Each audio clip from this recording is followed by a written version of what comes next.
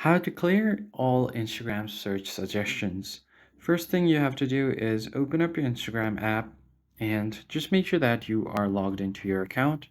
Now, in order to see your search suggestions, you just tap on the explore icon right beside your home icon at the bottom. And then click on the search bar, and here you'll be able to see all of your search history and your search suggestions as well. So if you want to clear out your search history, you could just go ahead and tap on the cross icon right besides the search, and it will clear it out. But in this case, what you want to do is just go ahead and tap on the profile, click on the three lines at the top right, and then from here you want to head over to account center.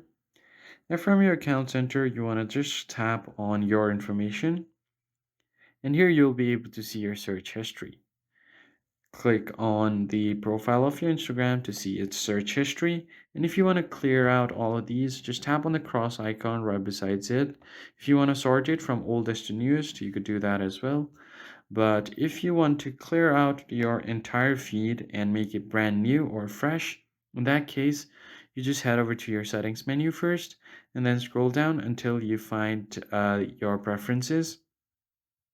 And on your preference, what you want to do is you just have to tap on this option content preferences, and then from here you're going to have an option that says reset suggested content.